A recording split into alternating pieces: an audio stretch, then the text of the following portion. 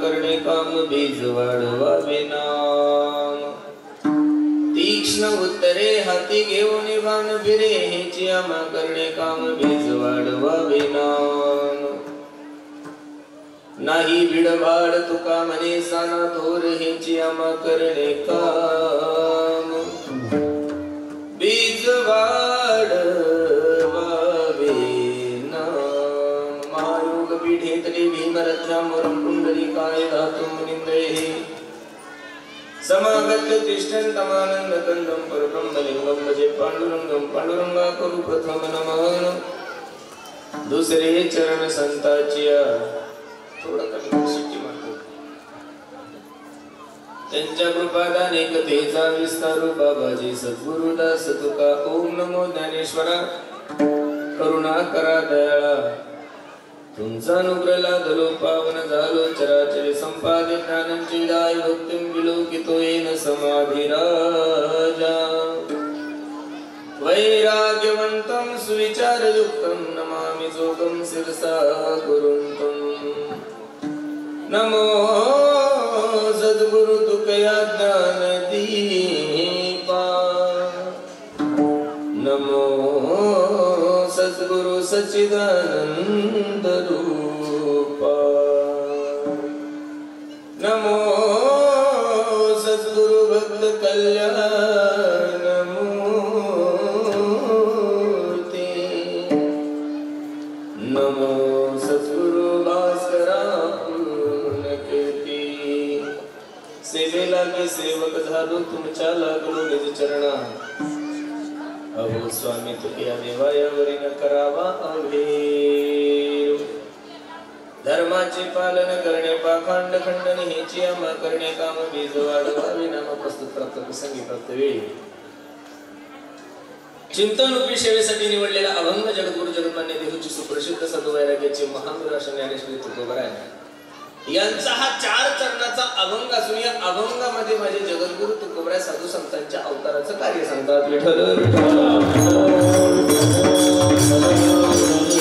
अभंगावर काही चिंतन करण्यापूर्वी अभंगाचा प्रतिपाद्य विषय तुम्हा सर्व माय बाप्पा समोर ठेवण्यापूर्वी थोडासा परिहार द्यायचा तो असा भव्य दिव्य स्वरूपाचा चालू असतो हा 2 दिवशी महोत्सव किम निमित्तानं आहे तुम्हा सर्व मंडळीला ज्ञात जरी असलं तरी सांगण्यासाठी तुम्हाला खूप दुरून बोलवलंय महाराज काल भैरवनाथाच्या जन्मोत्सवानिमित्त हा भव्य दिव्य स्वरूपाचा कार्यक्रम खूप गोड नियोजन तुम्ही सर्व मंडळींनी केलं मला आल्यानंतर समाधान या गोष्टीचं वाटलंय महाराज तुम्हाला महाराज काय समाधान आहे पब्लिक तर दररोजच आहे कीर्तनाला माईक सिस्टीम आहे गायक आहे वादक आहे त्यात काय नाही ते दररोजच आहे महाराज पण जिथंही जाव कीर्तनाला तिथं वयोवृद्ध लोक तरुणांपेक्षा वयोवृद्धांची संख्या जास्त दिसते महाराज भाग्यवान गावी तर वयोवृद्ध लोकांपेक्षा तरुणांची संख्या परमार्थात जास्त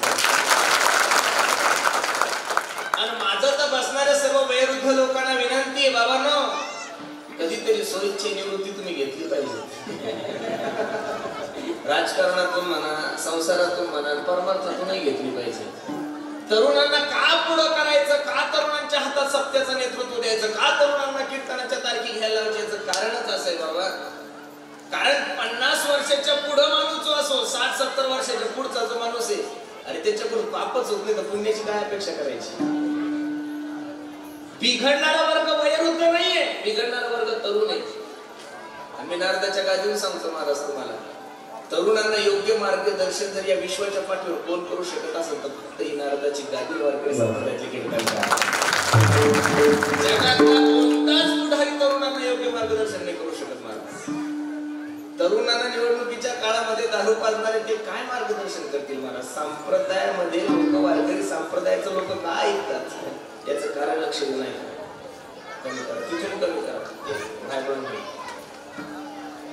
मी कीर्तनकार असो का माझ्यापेक्षा छोटा कीर्तनकार असो का माझ्यापेक्षा मोठा कीर्तनकार असो का लक्ष देऊन ऐका त्याने या माईकवर येऊन कधीच तुम्हाला असं सांगितलं नाही पोराव चोऱ्या करा म्हणून पोरांना वाईट वागा म्हणून नाही हो दादा त्याने या संप्रदायातल्या वारकरी संप्रदायातले जेवढे काही लोक असेल कोणी लहान असेल मोठा असेल त्यांनी फक्त आणि फक्त या समाजाला योग्य दिशा देण्याचं काम केले मी खरं सांगू का तुम्हाला देशाचे पंतप्रधान असो का महाराष्ट्राचे मुख्यमंत्री असो 15 मिनिटाच्या वर भाषण झालं की लोक म्हणते किती आनंद बंद करून टाकतात लगेच टीव्ही बंद करतात चॅनल बंद करतात कीर्तनकाराने अर्धा तास नाही 2 तास नाही 3 तास कीर्तन लेट सोडू द्या तरी बसणारा समाज कीर्तनातून उठत नाही. याचं कारण सांगू का दादा तुम्हाला?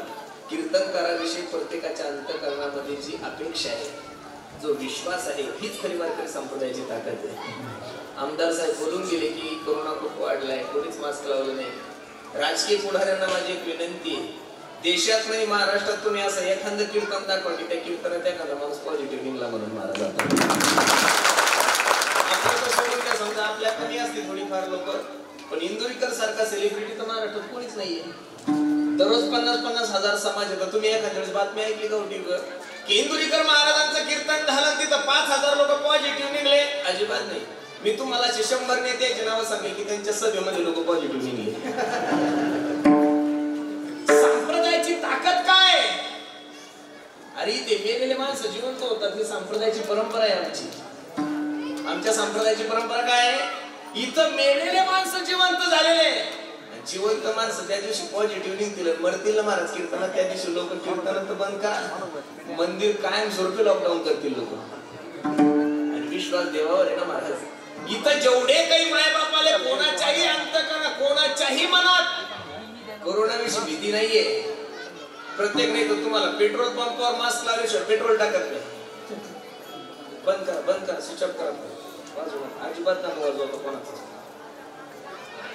हॉटेलवर जर जेवायला गेलं तर मास्क लावल्याशिवाय जेवण भेटत नाहीये. आणि मॉलवर तर असं आहे की 2 लस घेतल्याशिवाय प्रवेशही नाही महाराज. मग तरी लोक एवढं इथं निर्दय असं अजिबात अंतर्गत एकदम हॅपी सगळे लोक. याचं कारणच असं आहे महाराज, लोकांचा विश्वास रोगावर नाहीये, लोकांचा विश्वास देवावर आहे. देवाच्या विश्वाच्या पाठीतून तुम्हाला सोडवणारे खूप आनंद वाटतो महाराज. खूप गोड नियोजन तुम्ही सर्व मंडळी केलं. भैरवनाथाचा जन्मोत्सव आपणच करतो असं नाही, अख्खा महाराष्ट्र मोठ्या थाटामाटात करतो महाराज. देवाचा जन्म उत्सव असतो, साधूचा अवतार असतो, तुमचा माझा जन्म असतो. देवाचा उत्सव असतो, जन्म उत्सव असतो, साधूचा अवतार असतो. तुमचा आणि माझा देवाला जन्माला आणावं लागतं. साधू जन्माला येत असतात तर तुमची आमची इच्छा जरी नसली तरी यावंच लागतं. इच्छा जरी असली तरी यावंच लागतं, इच्छा नसली तरी जन्माला यावं लागतं. देवाला जन्माला आणावं लागतं महाराज. लक्ष देऊन कीर्तन ऐका फक्त. तुम्ही शांतता दे मला. खूप गोड नियोजन तुम्ही सर्व मंडळी केलं. बघाव तिकडं माणसाची गावाच्या बाहेरपासून ट्रॉफिक जाम झालेली. खूप सुंदर. कोण बोलते फोनवर एवढं? फोनवर नका बोलू. काही नाही, आपण कलेक्टर नाही, खासदार नाही, काही काम नाही आपल्याला. तुम्ही आता मी मेले तरी कोण बसून काही राहत नाही. उगा विक्षेप करू नका.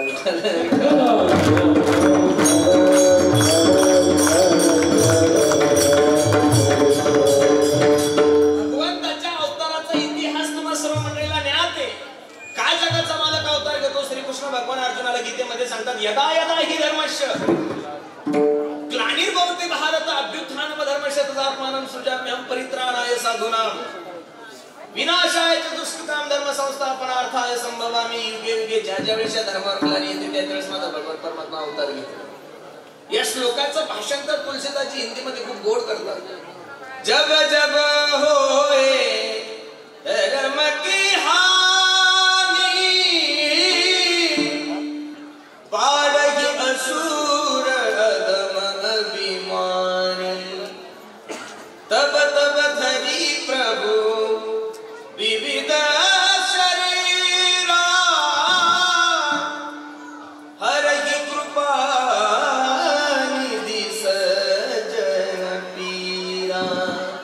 ज्या वेळेस या देशावर गाणी येते, ज्या वेळेस पृथ्वीवर गाणी येते, ज्या वेळेस धर्म संकटात असतो त्यावेळेस माझा जगाचा मालक अवतार घेतो. धर्म रक्षावया आम्हासाठी अवतार. मत्स्य कुर्मादी मोहे धाव घाली पाळणा.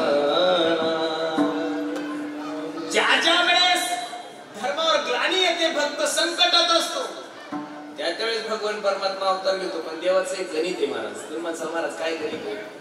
देवानं अवतार घेतले की वाईट लोक मारतो, चांगल्या जवळ करतो. देवाचं काय काम आहे? एक घाव 2 तुकडे. वाईटांचा वध करतो आणि भक्ताचं काय करतो? भक्ता राखे पाया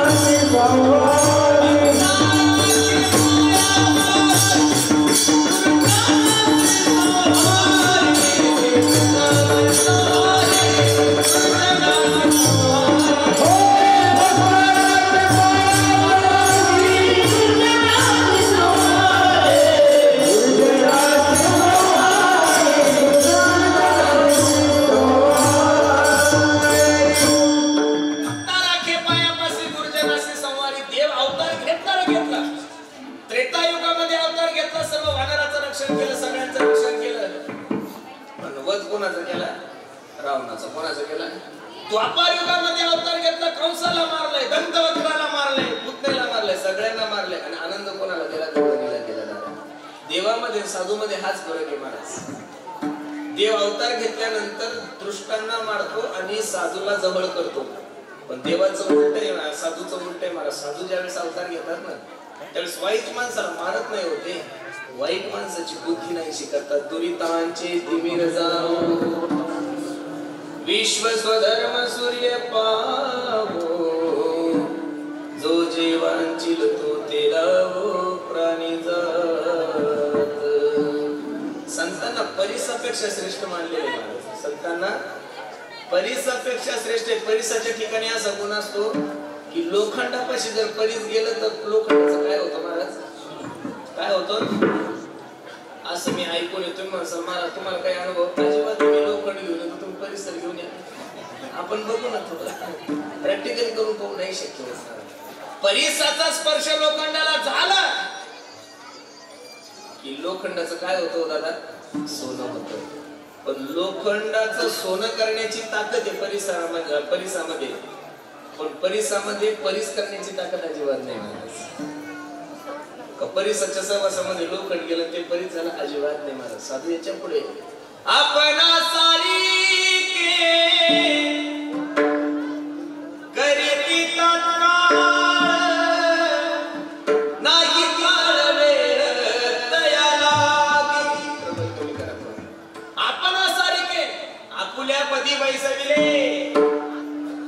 साधू काय करतात? उचलून त्याला पद नाही देत, आपल्यासारखं करतात महाराज. काय करतात? आपल्यासारखं करतात. म्हणून धर्माचं काम करत असताना साधू सुद्धा अवतार घेतात. धर्म धर्म धर्म धर्म म्हणजे नेमकं आहे काय? तुमच्या डोक्यात छत्रपती बघितले की धर्म दुसरा थोड्या मारतो. धर्माची व्याख्या संकुचित नका करू. छत्रपती शिवाजी महाराज तुम्ही आम्ही फक्त काही जिल्ह्यापुरते महाराष्ट्रापुरते मर्यादित ठेवले. छत्रपती शिवाजी महाराजाला किती लोक मानतात हे जर तुम्हाला पाहायचं असेल तर स्वतःची गाडी करून बेळगावला जाय एखाद्या वेळेस शिवजयंती साजरी करायला. त्यावेळेस बघा तेलंगणामध्ये जर तुम्ही गेले ना, तेलंगणामध्ये असा चौक नाही की तिथे छत्रपती शिवाजी महाराजांचा पुतळा नाही. कर्नाटकमध्ये जर गेले ना तुम्ही तर असा चौक नाही की त्या चौकामध्ये छत्रपती शिवाजी महाराजांचा पुतळा नाही. आपण लोकांनी संतांना जातीत ठेवलंय हो. आपण लोकांनी संतांना कशात ठेवलंय? एका ज्याच्या त्याच्या समाजामध्ये साधूला वाटून घेतलंय. साधू हा विश्वापेक्षा व्यापक असतो महाराज. महान यश आत्मासह महात्मा ज्याचा बोध व्यापक आहे. ज्ञानोबराय जरी ब्राह्मण समाजामध्ये जन्माला आले होते, लोक म्हणतात आता समान नागरिक कायदा झाला पाहिजे, समान नागरिक कायदा झाला पाहिजे ना. आपली अपेक्षा झालं वाटतं पाहिजे की बुवा समान नागरिक कायदा जर झाला तर चांगले जे मुलं आहेत ते होतकरू मुलं आहेत ते नोकरीला लागतील. बरोबर आहे का नाही? ज्याचा बुद्धिअंक चांगला आहे तो मनुष्य मोठ्या पदावर जाईल. पण समान नागरिक कायदा हे सरकार करतो न करतो तो भाग वेगळा आहे. 700 वर्षापूर्वी पहिला समान नागरिक कायदा जर कोणी केला असता तर माझ्या ज्ञानोबरायाने केलेला आहे मला. यारे यारे लहान भलती नारी घर करावा विचार लगे चिंता गौना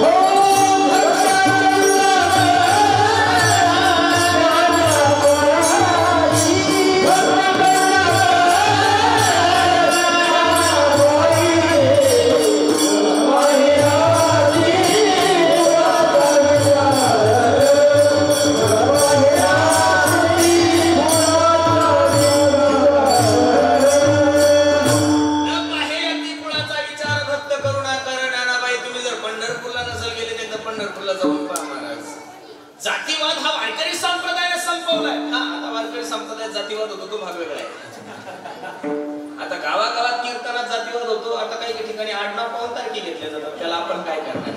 ठीक आहे, ज्याच्या त्याच्या जातीचा त्याला स्वाभिमान असला पाहिजे.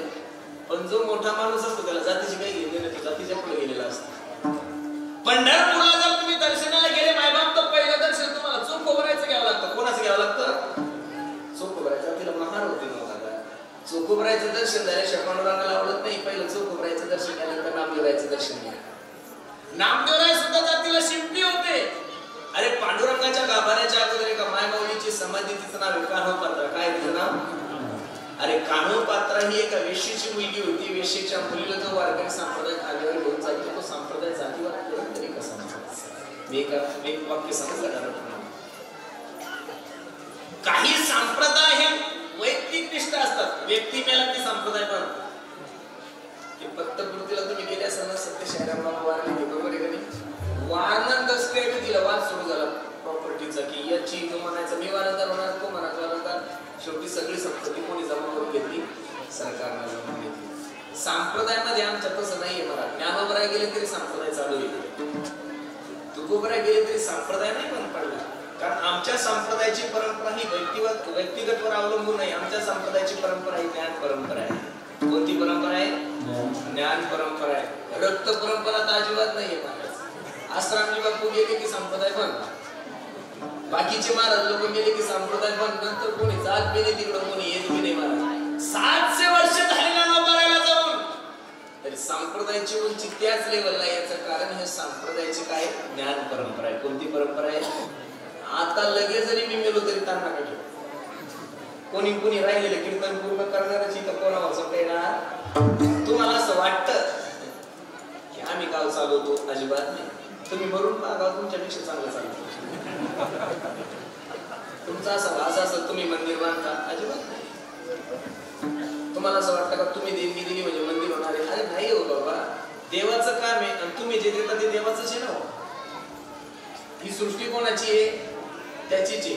जर एखाद्या धरणात आपण आता गंगेमध्ये स्नान करायला गेलो, पैठणला नाथसागरामध्ये स्नान करायला गेलो, नाथसागर तुमच्या बापाने बांधले का? हा, पाणी कोणाच्या बापाचं? तुमच्या बापाचं आहे का? पाणी त्यानंच पाडलं.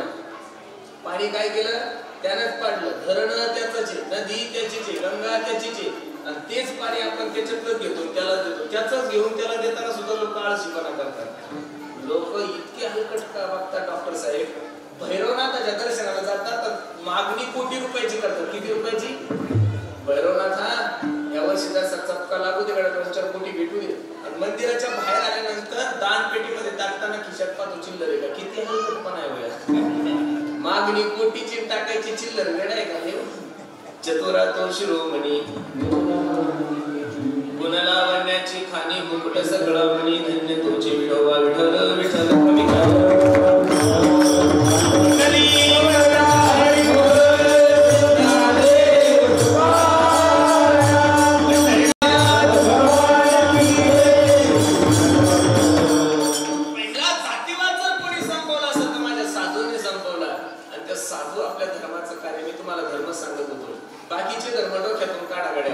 जगातला सगळ्यात खरा धर्म जर कोणता असेल तर माणसाने माणसासोबत प्रेमानं वागणे हा काय माणूस धर्म.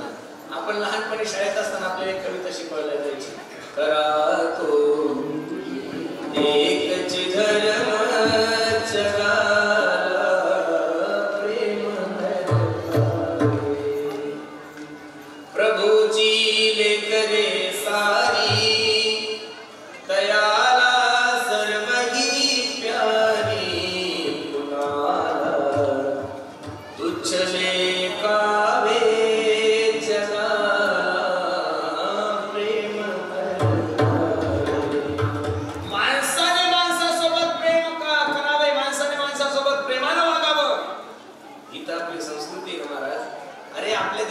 देश या जगामध्ये नाही हो दादा.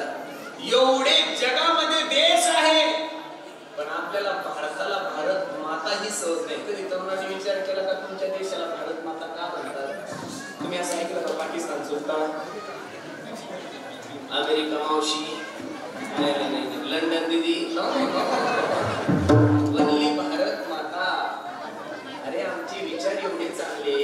आमचं पोरग ज्यावेळेस आम्ही पहिल्या वर्गात टाकतो त्यावेळेस आमच्या पोराला नाही शिकवतो, ABCD नाही शिकवतो, क ख ग वगैरे नाही शिकवत, पहिला हात पुढे करतात आणि म्हणतात हे परमान, India is my country, all Indians are my brothers and sister, I love my country, Bharat माझा देश आहे, सारे भारतीय माझे बांधव आहे आणि माझ्या देशावर माझं प्रेम आहे. जगामध्ये एवढे सुंदर शिक्षण जगात कुठंच भेटत नाही महाराज. आणि खरं सांगू का, आपण भाग्यवान लोक आहोत की आपण भरतखंडे नरदेह प्राप्ती हेतू परम भाग्याची. आपल्यासाठी खरा धर्म जर कोणता असेल दादा, धर्माचे अनेक प्रकार सांगितले, राज धर्म, स्त्री धर्म, दान धर्म, एवढे धर्म सांगून तुम्हाला मी अजिबात तुमचं डोकं खाणार नाही. मला अभंग सोडायचा आहे. या अभंगामध्ये जगद्गुरु तुकोबा साधूचं अवताराचं कार्य सांगतात. काय सांगतात? कार्य सांगतात. काय आहे साधूच्या अवताराचं कार्य? साधू संत जन्माला येतात, पण धर्माचं काम करत असताना सर्वात मोठं जर दुःख काय असेल महाराज, तर आपल्या धर्माचं वाटोळं जेवढं आपल्या लोकांनी केलंय तेवढं दुसरं कोणीच केलेलं नाही. विठ्ठल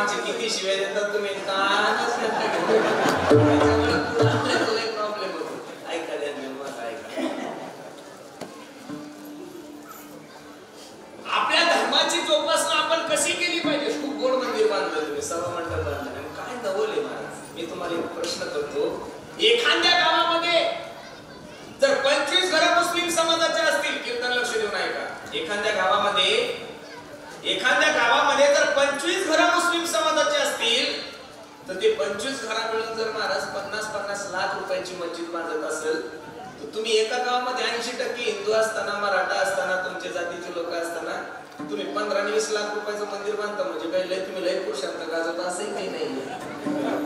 काय विशेष आहे त्याच्यात? मी तुमची वस्तुस्थिती सांगतो तुम्हाला.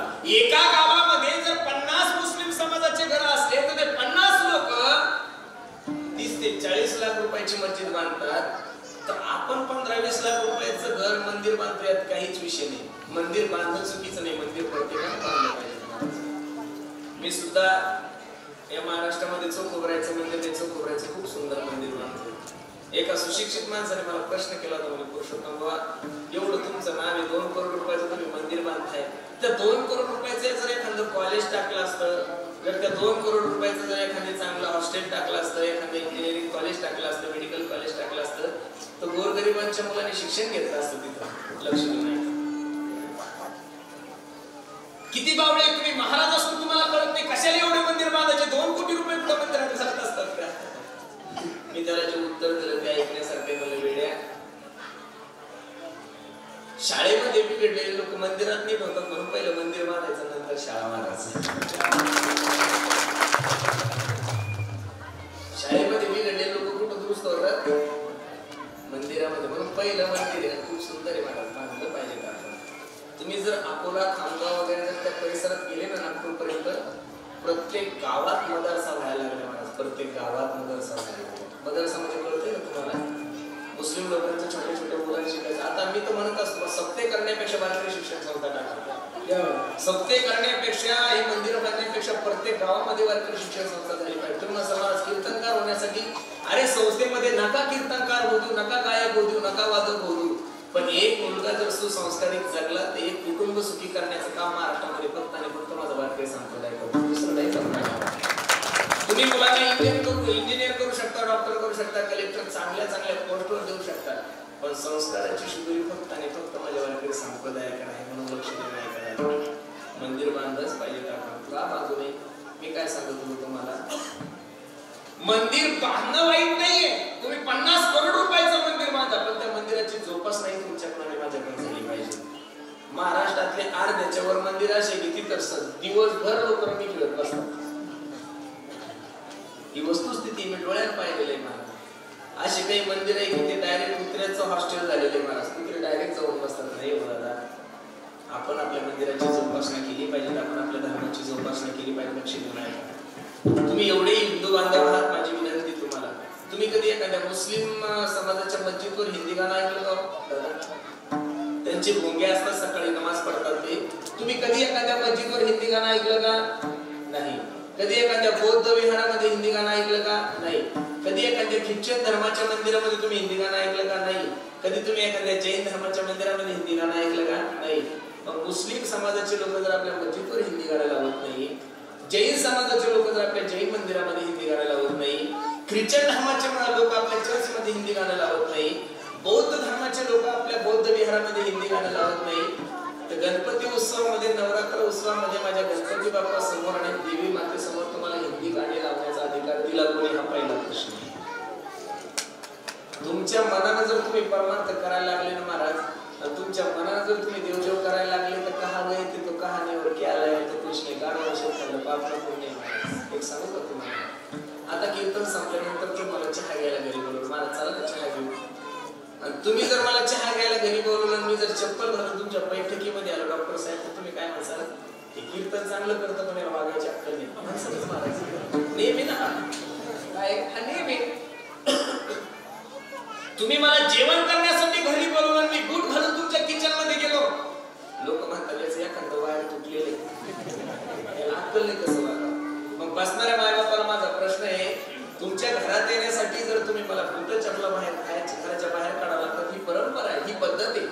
जर तुमच्या घरात यायचं असेल तर मला बूट घराच्या बाहेर काढावं लागतात, चप्पल घराच्या बाहेर काढावं लागतात. माझ्या देवाच्या मंदिरात येण्यामध्ये काहीतरी बंद झाला असतील ना हिंदू धर्मामध्ये महाराज, काहीतरी परंपरा घालून दिली असतील ना की देवाचं. काय प्रत्येकानं आपल्या आपल्या ऍडजस्टनुसार परमार्थाची व्याख्या करून घेतलेली महाराज. लोक आवडीनं परमार्थ करत नाही, सवडीनं करतात. भैरवनाथाला जर नारळ फोडण्यासाठी गेले, ते नारळ जर एकदम कवळं गोड निघलं ना महाराज, एवढा सुद्धा तुकडा भैरवनाथाला निघून एवढा बारीक. आणि तेच नारळ खवून निघू लोक एका वाक्यात सांगतात, पावलं देवाला. असं कसं होईल महाराज? इथं माझ्या जेवढ्या आई बहिणी बसलेल्या माया, इकडं पहा. आपल्या नवऱ्याला आवडतं तसं बायको वागा का तुम्हाला आवडतं तसं वागा? बोला.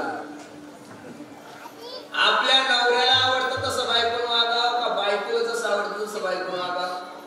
नवऱ्याला आवडतं तसं जर बायको वागली तर नवरा प्रसन्न होईल, आणि बायकोला आवडतं तसं जर बायको वागली तर तुम्हाला मरेपर्यंत बापाच्याच घरी राहावं लागेल, नवऱ्याच्या घरी जाता येणार नाही. मग तुम्ही जर तुमच्या नवऱ्याप्रमाणे वागला तर नवरा प्रसन्न होतो. भक्तानं जर देवाच्या मनाप्रमाणे परमार्थ केला तर देव का प्रसन्न होणार नाही? होणार नक्कीच होईल महाराज. आणि देवाला काय आवडतं?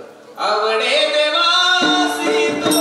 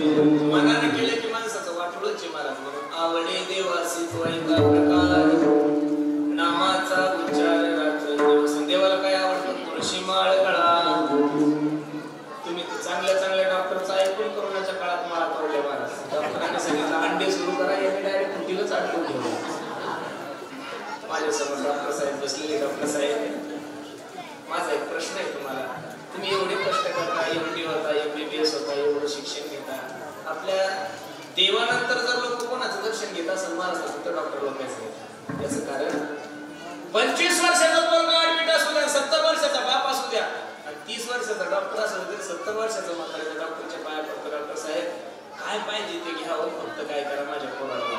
किती प्रेम करतात डॉक्टर लोक. मग खरं सांगा डॉक्टर साहेब, मांसाहार केल्यानंतर जगतो याचा काय पुरावा आहे तुमच्या? अंडे खाल्ल्यानंतर कोरोनाच्या काळामध्ये लोक जगले अशी एखाद मला तुम्ही पुरावे द्या. अरे बैल खाणारे मी नाही बाबा हो. अंड्याचं काय घेऊन बसले. या जगामध्ये 47 ते 48 Muslim country, Iraq, Iran, Afghanistan वगैरे हे जेवढे काही राष्ट्र आहे ना, तुम्ही बघितलं ना महाराज, तिथं 100% नाही 100% लोक मांसाहार करतात. मी कॅनडाला गेलो होतो सर, कॅनडाला गेलो, सिंगापूरला गेलो, मलेशियाला गेलो, 2-3 देश पाहिले. पण तिथे गेल्यानंतर मला कळलं की माझ्या देशासारखा देश नाही महाराज. तिथे लोक काही बी खात होतो, पाणी कमी दारू पितात. आणि मी आणि माझा मित्र दोघं जण होतो. आम्हाला काहीच कळत नव्हतं. म्हणलं कुणी कोण का शिकेली इकडं आलं बरेच तर जाता येत नव्हतं. 8 दिवसाचा विजा होता, त्याच्यामुळे अवघड आहे. तुम्ही तुमचा देश सोडून ज्यावेळेस दुसऱ्या देशात असाल पण त्याच गोष्टीला प्राधान्य मला लक्ष देऊ नये का. तुम्ही काही जरी खाल्लं ऑलरेडी खा म्हणून सांगायची गरज नाही. 95% लोक या देशामध्ये पहिले नॉनव्हेज खातात. फक्त 10-5% आमच्यासारखे आहे. ते मी तुम्ही सांगितलं सगळेच केल्यावर करायचं काय मोठा प्रश्न. मी पांडुरंगाला विनंती करेल, पांडुरंगा भैरवनाथा आता या महाराष्ट्रावर कोणतीच लाट येऊ देऊ नको. आता या महाराष्ट्रावर कोणतीच लाट येऊ देऊ नको. पण चुकून का जर एखादी लाट आली रे देवा, ज्याने डॉक्टर लोकांचं ऐकून माळी काढल्या देवा, ते पहिले 3 दिवसातच गेले पाहिजे. ना त्यांना ऍडमिट व्हायची गरज, ना त्यांना ऑक्सिजन, ना त्यांना रेमडेसिवीर, नुसता झाला असं नाही हो. जाणारे लोक विसरतात का मला काही कळत नाही. अरे कुठून तरी आले म्हणल्यावर तुम्हाला कुठं ना कुठं तरी येत नाही गुरु आले अवतार येरते पामर. अहो मरण्यासाठी काहीतरी निमित्त लागत का नाही? काहीतरी निमित्त. ऍक्सिडेंट हे मरणाचं काय निमित्त आहे. अटॅक हे मरणाचं काय? अहो तुम्हाला एखादा रोग होणं हे अरे मरण्यासाठी काही ना काहीतरी निमित्त. लोक म्हणतात लोक कोरोनाने मेले. मी तर या पदाचं अजिबात खंडन करतोय. लोक कोरोनाने मेलेच नाही महाराज, लोक मरणारच होते. फक्त निमित्त कोरोनाचं झालं. लोक मरणारच होते, फक्त निमित्त कशाचं झालं? अरे बाबा ह्यो काही एवढा HIV सारखा मोठा रोग आहे का? कॅन्सर सारखा तर नाही ना महाराज. लोक पहिला कॅन्सर झाले की लोक नुसतं ऐकलं की मारायचे, बरोबर आहे का नाही? HIV झाला तर त्याच्या घरात नाही, त्या गल्लीत सुद्धा लोक जात नव्हते. त्याच्यापेक्षा खराब वागणूक दिली महाराज पहिले लॉकडाऊनला. ग्रामीण भागात एवढा जलगत्रेपणा झाला. एखाद्या जर गल्लीत निघलं तर डायरेक्ट ती गल्लीच काट्याने अडवली नाही. असं नाहीये महाराज, लक्ष देऊ नाही का. ह्या रोगाचं जास्त काही हे नव्हतं, फक्त त्याचा प्रचार खूप चांगला झाला महाराज. जेवढा प्रचार झाला सोशल मीडियाद्वारे, फोन उचलला की करोना, युट्यूब पाहिलं की करोना, फेसबुक पाहिलं की करोना, फेसबुक पाहिलं की नुसते फुलंच यायचे ना. त्याच्यामुळे मी तर फोनच नाही पाहिला. कठीण काळ झाला. रोग छोटा नव्हता, लोकांना धाक एवढा होता. पण थांबा, 20 मध्ये जो कोरोना होता तो बी आताच आहे. त्यावेळेस तुम्ही पाहिलं का डॉक्टर लोक 4-4 तिकीट घालत होते, घाम येत होता, इतका त्रास होत होता, बरोबर आहे का नाही?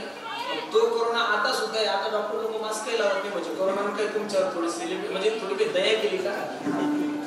अजिबात नाही. आणि मला काही काही गोष्टी खटकतात महाराज. मी लंके साहेबांच्या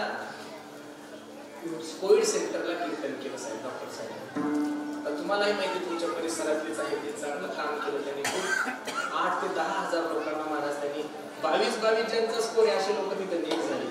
मी त्या कीर्तनाला गेल्यानंतर माझ्या मनात एक आश्चर्यकारक घटना घडली की 8000 पेशंट त्या दिवशी ऍडमिट होते. मी ज्या दिवशी कीर्तन केलं त्या दिवशी प्रत्येक पेशंट कसे लंके साहेब जायचे, त्यांचा हातात घ्यायचे, काळजी करू नका, मी आहे, टेन्शन घेऊ नका, एकदम हॅपी राहा. तिथं तमाशातले गाणे ठेवले, कीर्तन ठेवले. कारण लोकांची मेमरीतून कोरोना काढायचा होता, शरीरातून तर थोडा कमीच होता. लोकांची मेमरी काय करायची होती, इकडे वागवायची होती. मग बसणाऱ्या मंडळीला माझा प्रश्न आहे, दररोज जर पेशंट जवळ जाऊन त्याची विचारपूस करत होते, कधी तुम्ही पाठीवर त्यांनी कधी मास्क लावलं नाही. मग एवढ्या पेशंट जवळ जाऊन, एवढ्या पेशंटचे हातात हात घेऊन आजच्या तारखेपर्यंत लंके साहेब पॉझिटिव्ह निघलेले, ते अमृत घेऊन आलेले का?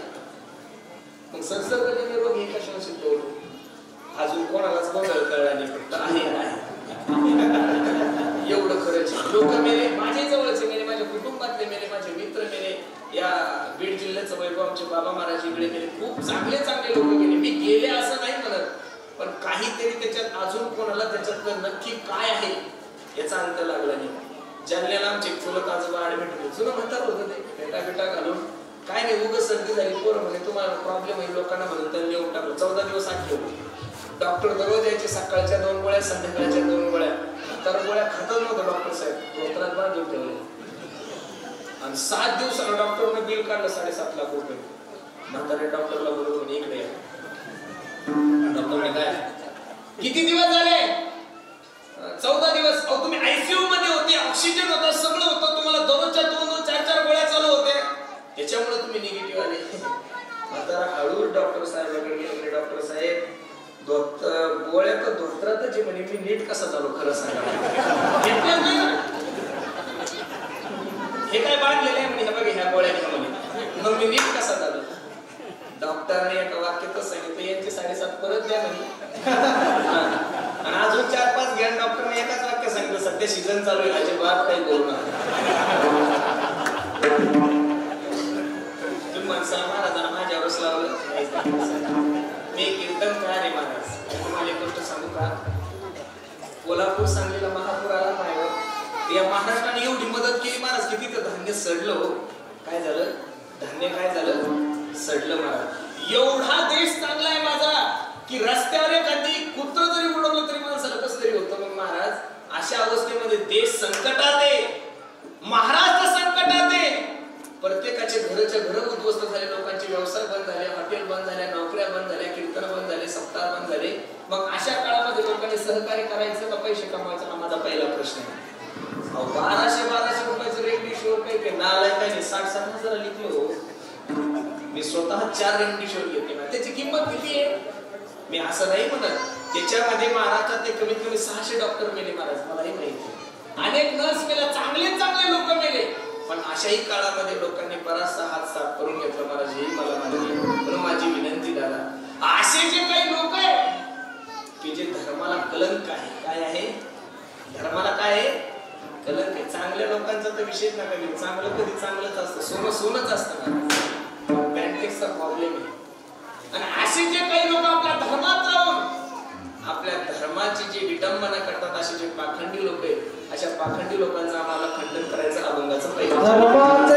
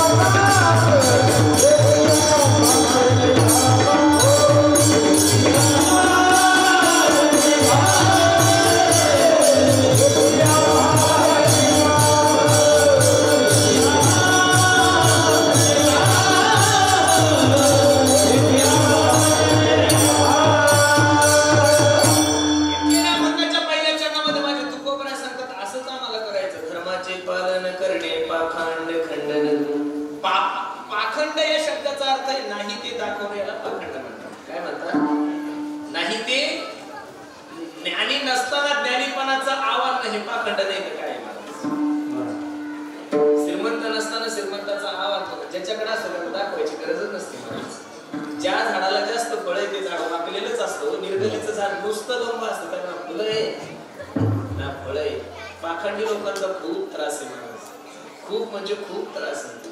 मी एकदा बँगलोरला माझ्या हरिपिलुटला म्हणून माझे मित्र आहे, ते अमेरिकेला होते, त्यांच्या लग्नाला गेलो काकीनाडा म्हणून विजयवाड्याच्या. 4-5 हजार रुपयाची मला एका हॉटेलला लग्न होतं. फक्त 5 ब्राह्मण होते ना आम्ही 7-8 जण, एकूण 23 लोक होते फक्त. लग्न वगैरे झालं, विधी वगैरे झाला, आम्ही सुंदर जेवण घेतलं आणि तिरुपतीच्या दर्शनात चालून त्या हरिपिलुटलाचे वडील माझ्या गाडीत बसलेले होते. आता त्यावेळी चायनाचे मोबाईल खूप मोठे राहायचे, आपल्याला काय दाखवायची सवयच. मी हे 8,000चा बाबेच्या मोबाईल घेतला आणि मी त्याच्यात खेळत बसायचो. आणि मग त्यांच्या वडिलाला फोन आल्यानंतर त्यांनी खिशातला फोन काढला आणि फोन उचलला. तर त्यांच्याकडे फक्त तो 900 रुपयाचा नोकियाचा फोन होता माझा. मग मी खाली उतरल्यानंतर म्हणलं, बाबूजी आप तो 4,000 करोड़ के मालिक हो और आपके पास ये यंत्र बहुत छोटा है. त्यांनी मला जे उत्तर दिलं ते खूप गोड आहे आणि यंत्र हे खूप चांगलं आहे म्हणे. मोबाईल यंत्र हे खूप चांगलं आहे, पण ते माणसातून उठवतं म्हणून यंत्र छोटं वापरायचं. काय उत्तर दिलं त्यांनी? आता मोबाईल होता म्हणूनच तुमची माझी भेट झाली ना. कुठं तुमचं गाव, कुठं मी लगेच पोरायला फोन केला या कार्यकर्त्याने. दादा तर किती फोन केले बाबा, मी महाराज झाल्यापासून तारखेसाठी एवढी फोन कोणी नसेल केली म्हणून. रात्री 1 वाजता बाबा खावाशी घेणार तुम्ही, बाबा एक प्रेम कधी येणार, पहिले येतो का नाही हा एक ते म्हणे तुम्ही ज्यावेळेस सांगितलं धामणगावला आले, आता मी जगलो जीवाला. तसं नाही, त्यांचं काय फोन जास्त येतं त्याच्यामुळे काही उचलत नाही, लक्ष देऊ नाही का. पण फोनमुळे काय झालं, माझा जिल्हा बुलढाणा, तुम्ही राहता कुठं इथं, लगेच लोक YouTube number hello Purushottam Maharaj आहे का, आपण म्हणा बोला ना. आम्ही बीड जिल्ह्यातून बोलतोय, नगर जिल्ह्यातून बोलतोय, तारीख घ्यायची बाबा, आपण म्हणा सांगा ना तारीख. तर ते म्हणतात आमचा सप्ताह आहे महाराज, सप्ताह. मग सांगा ना कोणता दिवस घालायचा तुमचा, असे म्हणतात. एका बाजारात म्हणलं तू असं कर 13वाच घाल म्हणजे मला घालायचं. यंत्र खूप चांगले आहे, यंत्राचा उपयोग जर घेतला तर खूप चांगले, पण यंत्र माणसाला लॉस करून टाकते. लॉस झाले 2 वर्षामध्ये शैक्षणिक एवढी हानी झाली मला. ऑनलाईन शिक्षण करून या लेकरांना नुसतं 2 वर्ष लुडोच खेळला, 2 वर्ष नुसतं तो मोठू पतलूच पाहिला. अजिबात नाही कोणती बाई शिकवती हे गेम खेळत असतात. आणि इथं शिक्षक लिहून देतात तरी कोणाला कॉप्या करता येत नाही. ऑनलाईन काय शिक्षण, आपण एवढे बुद्धिमान आहे की शिक्षक सांगतात बाबा हे लिहित तरी त्याला कॉपी लिहिता येत नाही. ऑनलाईन शिक्षण म्हणून आहे का. धर्माचे पालन करणे, पाखंड खंडन, पाखंडी लोकांचं खंडन करायचं महाराज. पाखंडी लोकांचं खंडन करत असताना आम्हाला सर्वात एक मोठं काम करायचं, बीज वाढवावे याची आम्हा करणे काम. बीज वाढवावे, नामाचं बीज वाढवायचं महाराज. काय करायचं, प्रत्येक साधू संतांनी महत्व फक्त नामाला दिले. कशाला दिले, नामाला दिले. आणि माझी विनंती तुम्हाला तुम्ही तर तसं भैरवनाथाच्या समोर आपलं नाक रगडलं पाहिजे आणि भैरवनाथाला विनंती करा, भैरवनाथा एवढ्या मोठ्या संकटामधून, एवढ्या मोठ्या महामारीमधून आम्ही आजच्या तारखेमध्ये सुखरूप आहोत ना भैरवनाथा, की तुमची आमच्यावर काय कृपाची महाराज, खरोखर कृपा आहे देवाची काय आपल्यावर. नाही तर उन्हाळ्याच्या दिवसात जसे लिंबाच्या लिंबुळ्या पडतात ना महाराज, टप टप टप टप टप टप टप टप टप, त्याच्यापेक्षा जास्त लोक मेले. मग अशा आमदार साहेबांनी सांगितलं एका गावामध्ये 30-30 लोक मेले महाराज. किती 30 कमी झाले, काही ठिकाणी 40 मेले, काही ठिकाणी 50 मेले. आपण सरसकट 25 लोक झाले एका गावाचे. महाराष्ट्रामध्ये 50,000 गाव आहे. किती गाव आहे, 50,000 गुणिले 25 जरी म्हणले तरी लोक थोडे नाही मेले महाराज. आणि गावाचं सांगतो, सिटीचं तर विचारूच नका. हे प्रायव्हेट हॉस्पिटल किती सांगितली ती वस्तुस्थिती होती.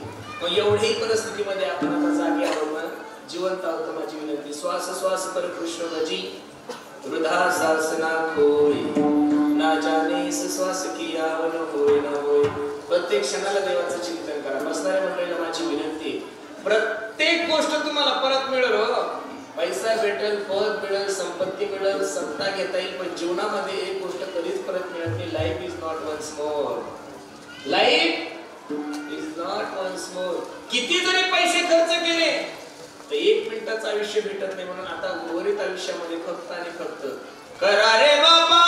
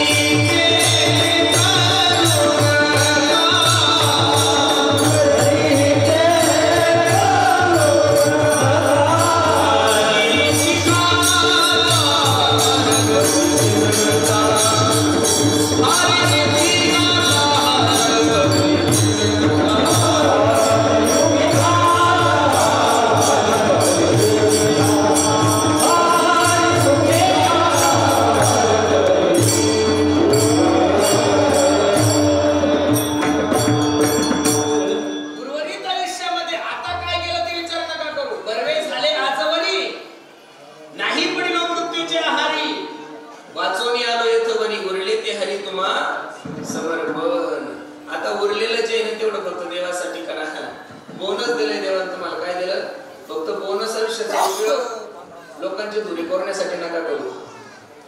बोनस आयुष्याचा उपयोग चांगले काम करा महाराज. थोडे दिवस जगायचं आपल्याला. एवढं सुंदर मंदिर झालंय.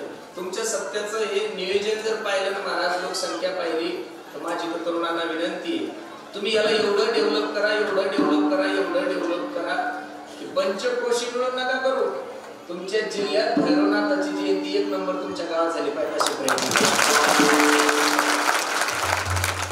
करा ना महाराज. देवाला देऊन कोणाचं कमी झाले, त्याचंच घ्यायचं त्याला देण्यात अजिबात काय करू अजिबात नाही. बाकीच्या ठिकाणी अजिबात लोक कोणत्याही गोष्टीचा विचार करत.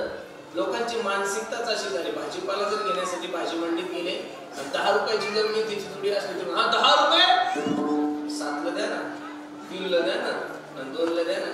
आणि एखाद्या मोठ्या रेस्टॉरंट गेल्यानंतर ते पिझ्झा एकदम खराब असतो मला, तरी तो पिझ्झा 2-2 हजार रुपये. तिथं असं असतं का तुम्ही 2 रुपये कमी घ्या? नाही, तिथं फक्त बिल. हा, शॉप करणार, फोन पे करणार का गुगल पे. म्हणून माझी विनंती करा, धर्मासाठी जर आपण जगलो ना तर निश्चित माझा जगाचा मालक या संकटातून तुम्हाला निवारण करेल. आणि सगळ्यात सोपं साधन भगवंताचं चिंतन. आजपासून तयारी करा, देवाचं चिंतन करा. देवाच्या चिंतनाशिवाय तुम्हाला काहीच नाहीये. काळ सारावा चिंतने एकांत वशी गंगास्नाने. देवाच्या पूजने, देवाच्या चिंतनाने होतं काय? काय होत नाही महाराज. इथे जेवढ्या मायमावल्या बसलेल्या आहे, मी एखाद्या मायमावलीला प्रश्न करतो, इथं एखादी तरी मायमावली अशी असेल की तिचा नवरा दारू पित असेल? असं ना, फक्त हात वर करू, मान हलू, अजिबात खुनू सुद्धा नका, असं सुद्धा नका करू. तुम्ही जर हात वर करायचं असाल, ती दलित जर आजूबाजूला असेल, कीर्तन संपल्यावर माईक खाली जाणार तुम्हाला, हात वर करत होती. मग प्रत्येक मायमावलीला असं वाटतं ना की आपल्या नवऱ्यांना सोडावे. त्याला मग ते डॉक्टरकडे नका नेऊ, महाराजांकडे नका नेऊ, रकीकडे नका नेऊ, इंजेक्शन नका देऊ, गोळ्या देऊ नका. लोक म्हणतात की इंजेक्शन दारू सुट्टी. कोण म्हणते? आमच्या गावची क्रुझर भरून गेली त्या साताऱ्याला आणि 50-50 हजाराचे इंजेक्शन घेतात. इंजेक्शन घेतले, पेतच घरी आले, पेत गेले. लक्ष देऊन ऐका पिणाऱ्या लोक, तर इंजेक्शनानं दारू सुटली असते ना तर तुमच्या बायका ना तुम्हाला झोपीत इंजेक्शन दिले असते. मेल्या दारू काही गोष्टी मनावर कंट्रोलिंग आहे, बरोबर आहे काय? ऐका, मग तुम्हाला असं वाटतं ना माया होतो जनावरांना दारू सोडावी? मी भैरवनाथाची शपथ घेऊन सांगतो, मी जो मंत्र सांगतो तो फक्त 2 महिने जपा. तुम्ही रेकॉर्डिंग करून घ्या माझा आवाज. मी जे सांगतोय तो फक्त 2 महिने मंत्र जपा. जर तुमच्या नवऱ्यानं दारू नाही सोडली तर आपण कीर्तन करायचं सोडून देऊ. ताकद देवाच्या चिंतनामध्ये. काही महिला तर म्हणतील, भाऊ बाकीचं कीर्तन नको का करू, बरोबर आहे का नाही? काय पाहिजे ते घे, काही नको मला. तुमचा नवरा दारू सोडेपर्यंत मला 1 रुपया नको, ऍडव्हान्स नको, काहीच नको. हा, सुटल्यानंतर तुम्हाला काय द्यायला चक्कर माझ्या नावावर करायची वाटायला तुम्हाला तुमच्या नवऱ्यानं दारू सोडावी. मी दुसऱ्या संप्रदायाचा माणूस, मी वारकरी संप्रदायाचा आहे. आणि वारकरी संप्रदायामध्ये फक्त एकाच मंत्राला किंमत आहे, रामकृष्ण हरी रामकृष्ण हरी, रामकृष्ण हरी, रामकृष्ण हरी. प्रत्येक मायमाऊलीला स्वयंपाक करण्यासाठी 1 तास लागतो. किती वेळ लागतो? चपाती भाजी भात वगैरे करायला किती वेळ लागतो? 1 तास. त्या 1 तासामध्ये तुमच्या हाताला काम आहे, मायावर तुमच्या पायाला काम आहे, नाकाला सुद्धा काम आहे. भाजी शिजली का नाही त्याचा वास कानाला येत नाही, कशाला येतो? मग तुमच्या 1 तासामध्ये तोंडाला काहीच काम नाही. उद्यापासून प्रयत्न तर करून बघा. स्वयंपाक सुरू झाला की रामकृष्ण हरी, रामकृष्ण हरी, रामकृष्ण हरी, रामकृष्ण हरी, रामकृष्ण हरी असं जरी म्हणलं तर 1 तासामध्ये 5000 वेळेस नामस्मरण होतं. किती वेळेस होतं? किती वेळेस होतं? आणि 5000 वेळेस नामस्मरण सकाळी एकदा स्वयंपाक करताना सायंकाळी एकदा, म्हणजे नामस्मरण सकाळचं 5000 आणि संध्याकाळचं 5000. किती झालं? किती झालं? 10,000 नामस्मरणाचं पुण्य ज्यावेळेस ते जेवणात जाईल ते जेवण राहणारच नाही, तो प्रसाद होईल. काय होईल तो?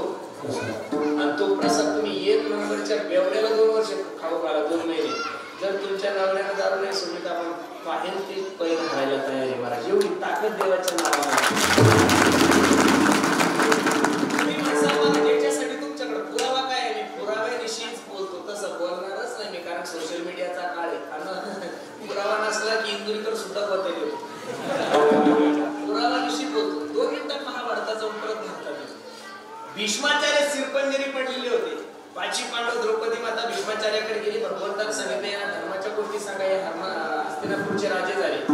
धर्माचं ज्ञान सांगत असताना द्रौपदी पदातच असली. भीष्माचार्याने विचारलं तू पतिव्रता मानवली, तुझ्या हसण्याचं कारण काय?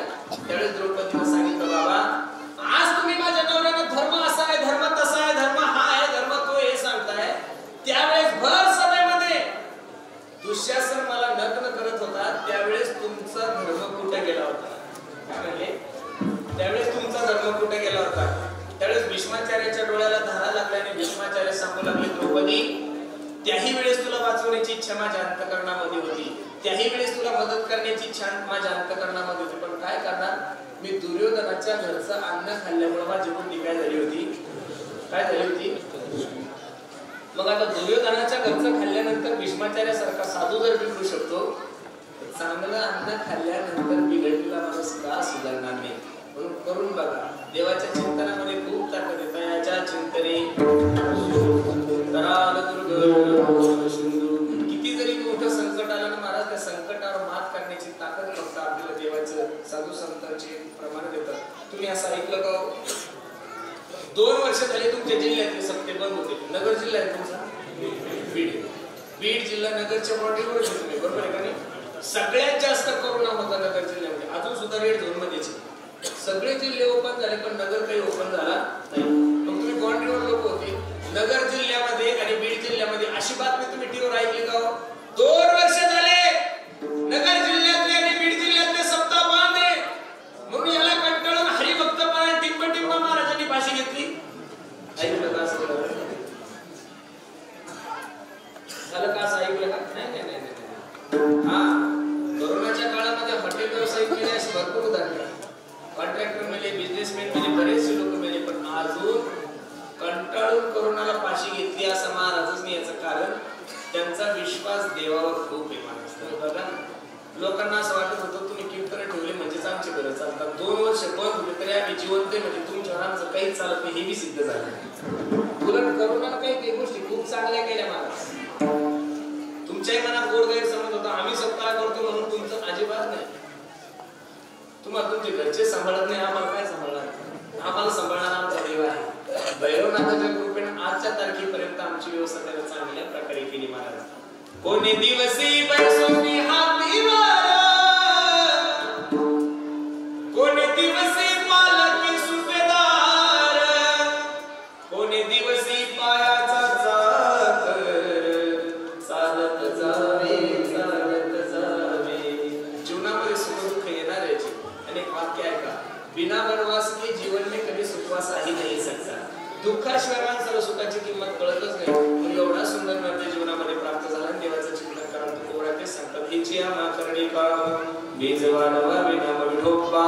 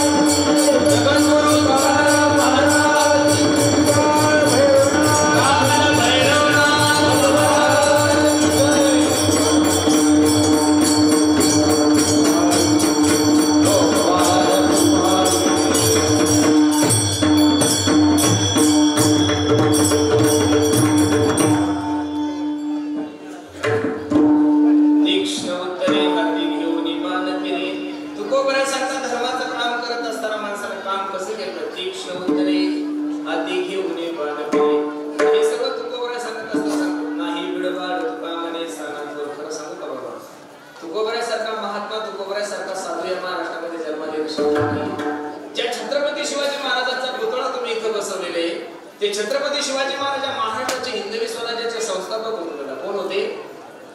सर्व किल्ले माझ्या राजाच्या ताब्यात आहे. 32 वर सोन्याच्या सिंहासनावर माझा राजा विराजमान आहे.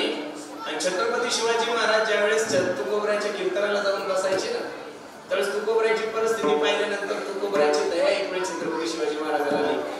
तुकोबऱ्याने आपल्या सर्व सेवकांना सांगितलं, सगळ्यांनी तयार करा, एक पांडेच्या भांडे म्हणून सोडून तुकोबऱ्याच्या छत्रपती शिवाजी महाराज तुकोबऱ्याकडे गेले. हो महाराज, बायको अन्न करता मिली आहे तुमची, घ्या ना थोडंफार जण. तुकोबऱ्याची वाक्य, तुम्ही आम्ही ते सुखी मना विठ्ठल विठ्ठल मुखी, तुमचे रवित धन ते मज मृत्युके समान.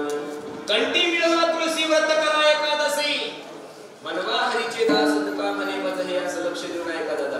छत्रपती सारखा महात्मा तुकोबऱ्याच्या कीर्तनात बसलेला असताना छत्रपतीच्या कीर्तनातले उद्गार आहे मुंगी आणि राव आम्हा सारिकाची. छत्रपती शिवाजी महाराज कीर्तनाला बसले असताना तुकोबऱ्याने म्हणाव, मुंगीमध्ये तुमच्यामध्ये आम्हाला जास्त फरक नाही कळत, कारण मुंगीच्याही जीवनामध्ये जीव आहे आणि तुमच्याही मनामध्ये जो जीव आहे तो एकच आहे. महाराज काय तुकोबऱ्याकडे का असतील आम्हाला ते एखादा साधा जरी माणूस आला तर अर्धा तास आम्ही त्याचं वर्णन करत बसतो. साहेब असे होते, साहेब तसे होते. ही काय आपली काहीतरी अपेक्षा असल्यामुळे नाविलाज असतो आपल्याला गोष्टी कराव्या लागतात. परवा दिवशी मी एका ठिकाणी वंश श्राद्धाला गेलो. फेटा बांधता त्याचं पोरगा मी पोरांना कशाने बाप मेला? तो म्हणे महाराज माझा बाप देशी प्रेमी होता म्हणे. काय होता म्हणलं? मेला कसा आहे? ट्रकवाल्याने उडवलं म्हणे महाराज, जागीच मेलो. आणि ते दारू पिऊ गेलाय आणि मी अभंग घेतला, याच्यासाठी केला होता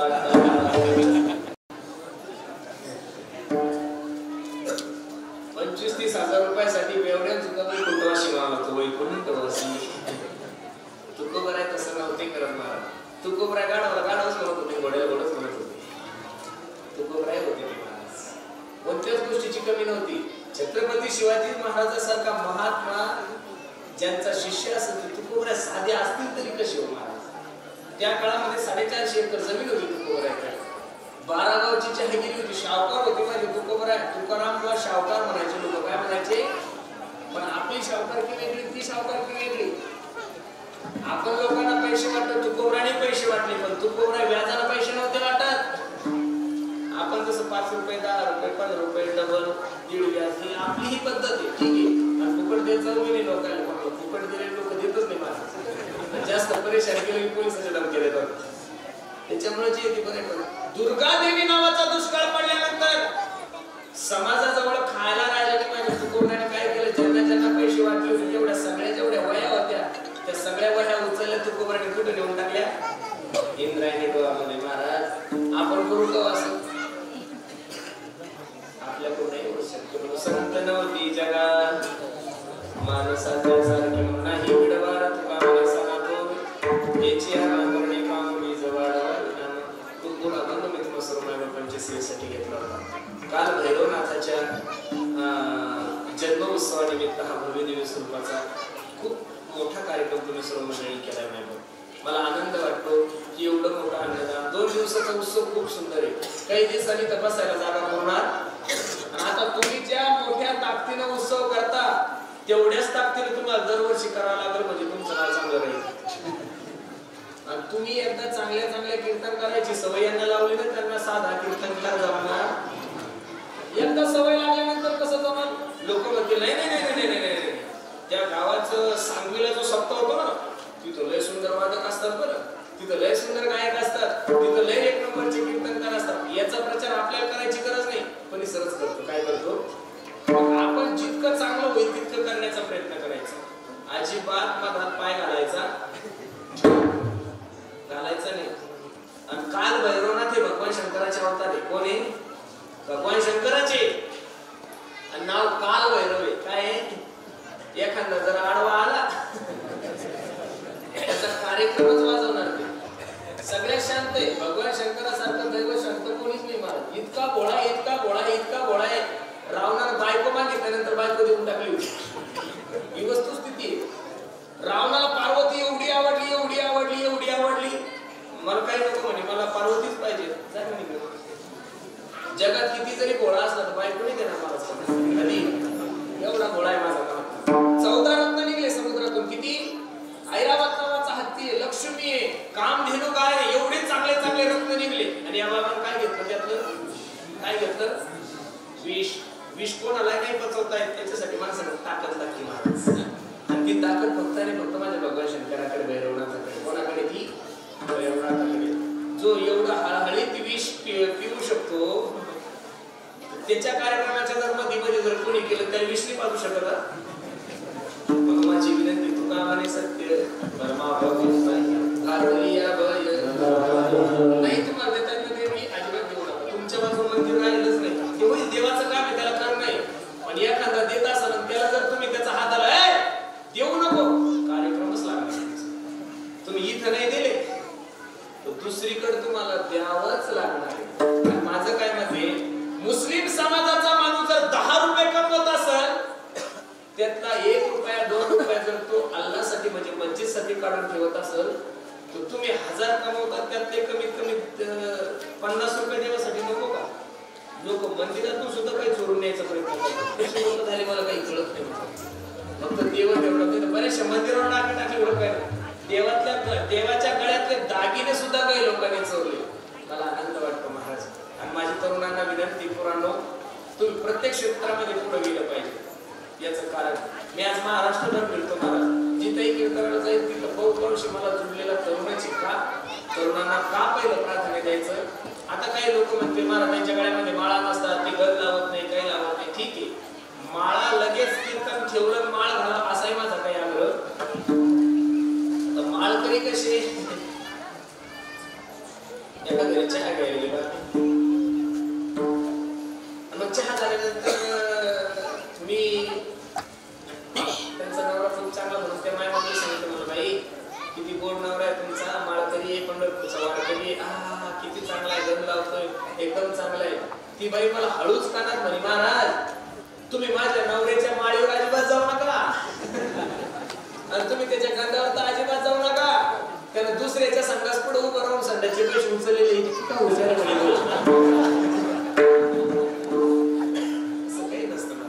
तरुणांना का अरे नाही पहिल्या वर्षी ते माळी घालणार, पण ज्या दिवशी कीर्तनकाराच्या गळ्यामध्ये ते हार घालायला येईल त्यावेळेस कीर्तनकाराच्या डाग लक्षात येईल की याच्या गळ्यात माळ नाही, त्यावेळेस त्यालाच लाज वाटेल की आपण तो माळ घालायला चालू केला. म्हणजे तो पहिला वर्ष नाही घालणार, दुसऱ्या वर्षी नाही घालणार, पण तिसऱ्या वर्षी त्याच्या मनालाच त्याला वाटेल की बघू मला आपण तो महाराजाचा सत्कार तर आपल्याच हस्ते.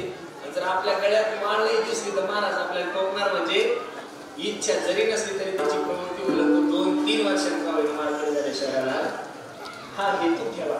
वयोवृद्ध लोकांनी फक्त मार्गदर्शन करा, पोरांनो हे असं करा, पोरांनो हे तसं करा, तुम्ही असं करा. आणि मी बहुतांश वयोवृद्ध लोकांच्या तारखी घेतच नाही महाराज.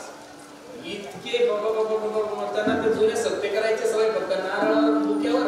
आम्हाला एवढा त्रास होतो. तरुणांचं कसं आहे, हात घरीकडे काय हात घर तिकडे, त्याच्यामुळे मी जास्त भेट तरुणावर करतो. म्हणजे तरुणाही सुधारतात आणि आपलाही फायदा होतो.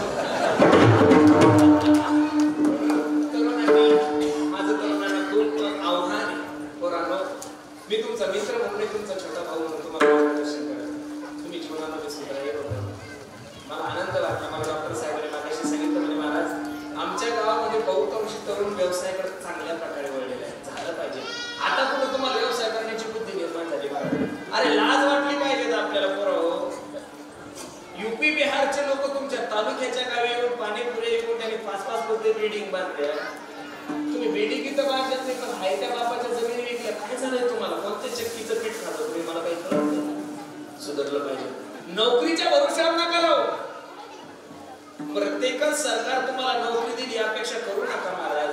का सरकार म्हणते की प्रत्येक ठिकाणी प्रायव्हेट करा याचं कारण एक आरोग्य सेवक जर लागला महाराज तर त्याला 38 ते 48 हजार रुपये म्हणजे त्याला पगार द्यावा लागतो.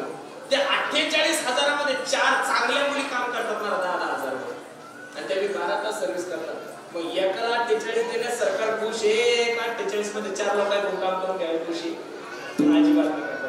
सरकार नोकरी आणि त्यांना एक आरोग्य सेवकाचा पेपर लवकर व्यवस्थित हे नाही करता आला महाराज. 4 वेळेस कुठे पेपर फुटत असतो का? परवा दिवशी एका मुलाने मला फोन केला म्हणजे महाराज माझ्या आईने लोकांच्या शेतात जाऊन मला 600 आणि 1200 रुपये दिले, 2 ठिकाणी फॉर्म टाकला. मी एक औरंगाबादला टाकला म्हणे महाराजांनी, एक गोंदियाला टाकला आणि माझ्याकडे फक्त 450 रुपये होते म्हणे महाराज. मी रेल्वेने गेलो आणि दिवसभर प्लॅटफॉर्मवर झोपलो. मला तिथे नळाखाली आंघोळ केली हो आणि सकाळी मी नुसते 2 वडापाव खाल्ले होते म्हणे महाराज. आणि वडापाव खाऊन मी पेपराला गेलो आणि मला कळलं की पेपर फुटला म्हणे महाराज. काय करायचं, मी आत्महत्या नको करू तर काय करायचं. माझी विनंती आहे, एका पोराने कमीत कमी 2 ठिकाणी फॉर्म भरले डॉक्टर साहेब. तर एका फॉर्मची किंमत 600 रुपये होती. किती होती? आणि कमीत कमी महाराष्ट्रात 15 लाख पोरांनी फॉर्म भरले असतील.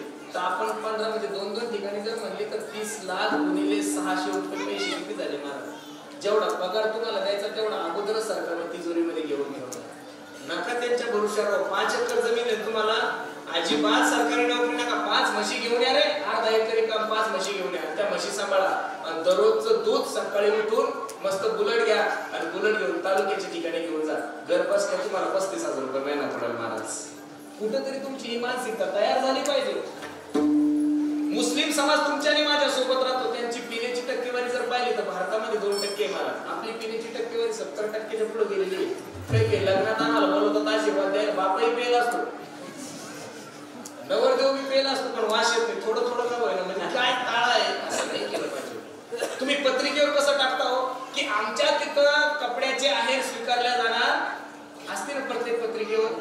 ही नोंद करता का नाही? आता नवीन सिस्टीम निघली ती. आमच्या पत्रिकेवर असतं की आमच्या लग्नामध्ये कपड्याचे आहेर स्वीकारल्या जाणार, पैशाचे चालतील. आणि एखाद्या तरी मराठ्यानं आधी कधीतरी तुम्ही असे एखादी पत्रिकेवर टीप टाका ना, मी तुमचा सत्कार करेल महाराज माझ्या घरी येऊन. एखाद्या तरी हिंदूनं, एखाद्या तरी मराठ्यानं त्या पत्रिकेवर टाका की आमच्या लग्नामध्ये दारू पिऊन यायचं नाही महाराज. तुमची पत्रिका लोक देवघरात ठेवतील महाराज. कुठं ठेवतील? देवघरात ठेवतील. अरे असं करू. कुठेतरी आपण लोकांनी सावध झालं पाहिजे. आता कुठं आपल्याला चांगले दिवस आले महाराज, आता खूप चांगले. म्हणून माझी विनंती तुम्हाला तरुणांना तर मी मार्गदर्शन करेल. पोरांनो, कोणाचेही कार्यकर्ते होण्यापेक्षा छत्रपती शिवाजी महाराजांचे कार्यकर्ते व्हा. कोणाचे कार्यकर्ते व्हा? संभाजी महाराजांचे कार्यकर्ते व्हा. भगतसिंग, राजगुरू, अहिल्याबाई होळकर, जिजाबाई साहेब, झाशीची राणी लक्ष्मीबाई यांचे कार्यकर्ते व्हा. अरे ज्यांनी वयाच्या 22व्या वर्षी देशाच्यासाठी आपल्या गळ्यामध्ये फास घेतलाय त्या भगतसिंगाचे व्हा. वयाच्या 16व्या वर्षी तोरणा किल्ला ज्या छत्रपती शिवाजी महाराजांनी जिंकला त्या छत्रपतीचे कार्यकर्ते व्हा. पुढाऱ्यांचे कार्यकर्ते होऊन तुमचं काय होणार आहे तुम्हाला? अजिबात नाही. ज्यांनी देश मातीत घातला त्यांचे कार्यकर्ते होऊन तुम्हाला मातीत घातले, दुसरं काही करणार नाही मला. अजून एक प्रश्न माझा तुम्हाला सर्व मंडळीला आहे. तुम्ही या देशातल्या कोणत्या खासदाराचं पूर्वनियोजित पाहिलं का डॉक्टर साहेब? तुमच्या परिसरातल्या एखाद्या आमदाराचं पूर्वनियोजित पाहिलं नाही? एका मंत्र्याचं नाही, एका खासदाराचं नाही. मग मिलिटरीमध्ये जवानांच्या छातीवर गोळ्या दुश्मन घालतात, आतंकवादी घालतात, ते नक्षलवादी घालतात. मग सीमेवर मरण्यासाठी या महाराष्ट्रातल्या फक्त शेतकऱ्याचेच पोर आहे का? हा भी प्रश्न माझा आहे. सीमेवर मरण्यासाठी फक्त या शेतकऱ्याचेच मुलं का? अरे कोल्हापूर सांगलीला महापूर आला ना, ते पुढे तिथं जाऊन शेतकऱ्याकडे बसले नालायक. त्या लोकांच्या घरात गळ्या इतक्या पाण्यात जाऊन त्या मुलांना, त्या लेकांना, लोकांना घराच्या बाहेर काढण्याचं काम, इतक्या पाण्यात रात्र उभं राहायचं काम या देशाच्या जवानांनी केलंय महाराज. पुढाऱ्यांनी अजिबात केलं नाही. म्हणून तरुणांना माझी विनंती आहे, या नालायकांचे वाढदिवस साजरे करण्यापेक्षा तुमच्या गावातला जर एखादा मुलगा देशाची सेवा करत असेल ना, तुमच्या गावातला एखादा मुलगा जर देशाची सेवा करत असेल तर सगळ्या तरुणांनी, जसं तुम्ही माझं कीर्तन ठेवलं तसं सगळे तरुण एकत्रित या आणि कधीतरी त्याच्या नावाचा सुद्धा केक एखाद्या चौकात कापाना. मला सत्यापेक्षा जास्त पुण्य लागेल तुम्हाला. ज्याला आपल्या आईचा विचार नाही केला. अरे लग्न झाल्यानंतर 2-2 महिन्यानंतर काय की माय मावल्या विधवा झाल्या महाराज, त्याने त्याच्या बायकोचा विचार केला ना मुलाबाळाचा विचार केला. तो रात्रंदिवस फक्त आणि फक्त माझ्या देशाचं कसं होईल, माझ्या देशाचं कसं होईल, माझ्या धर्माचं कसं होईल, तो त्या ठिकाणी आहे. म्हणून आज आपण एवढ्या आनंदात कीर्तन ऐकते महाराज. त्याला ना करोना असतो, ना त्याला दिवाळी असती, ना त्याला उन्हाळा असतो, ना त्याला पावसाळा असतो. कुठेही प्रॉब्लेम झाला तर त्याची. मग चांगल्या लोकांची किंमत करायला शिकायला रे बाबा. ती चांगली लोक आपलेच पोर आहे ना महाराज. या जगातले सगळ्यात भाग्यवान माय माऊली ती, सगळ्यात भाग्यवान माता आहे ती की जिनं 9 महिने 9 दिवस एक रक्ताचा गोळा आपल्या गर्भात वागवलाय त्याला 5 रक्ताचे थेंब नासून 1 दुधाचा थेंब तयार होतो. एवढं दूध त्या लेकराला पाजलं आणि तो रक्ताचा गोळा देशाच्या सेवेसाठी समर्पित केला. ती माता या जगातली सगळ्यात मोठी माता आहे. म्हणून माझ्या तरुणांना विनंती, पुराणो सावध व्हा. उद्याचे दिवस तुमच्या आणि माझ्यासाठी खूप अवघड आहे. म्हणून सावध राहा, चांगलं जगा, उत्तम जगा. जीवनामध्ये व्यसन करू नका. मी तर पोरांना नेहमी सांगतो, चांगले कपडे घाला. असले कपडे घाला की लोकांनी पाहिलं की लोकांची आग झाली पाहिजे. त्यांना मुळव्यात जरी झालं तरी तुम्ही ढिलं पडायचं. कपडे चांगले घाला. आपण आपल्या बापाच्या इस्टेटीवर जगायचं मस्त आनंदात. आणि ताण नका घेऊ ना. साधी गाडी घेऊ नका, बुलेट घेऊन फिरा. काय कमी केलं तुमच्या बापाला? तुम्हाला अर्धा एकर गेली बुलेट येते. गळ्यामध्ये सोनं घाला, लॉकेट घाला, पण दारू पिऊन दुसऱ्याच्या मुलाचं वाटोळं करू. आणि इथं बसलेल्या सगळ्या बापांना माझी विनंती, बापा हो, पोरासाठी धुळे पोरण्यापेक्षा पोरासाठी संस्कार कमवा. आणि या जगातला सगळ्यात मोठा दागिना संस्कार आहे. म्हणून प्रत्येकाला माझी विनंती, जीवन चांगलं जगा, धर्माची सेवा करा, गायीची सेवा करा. आणि सर्वात महत्वाची गोष्ट, प्रत्येकाने आपल्या आईवडिलांची सेवा करा. मी दररोज सांगतो, स्वामी तिन्ही जगाचा आई विना भिकारी. स्वामी तिन्ही जगाचा, तुताऱ्यांचा आवाज कमी करा. आई विना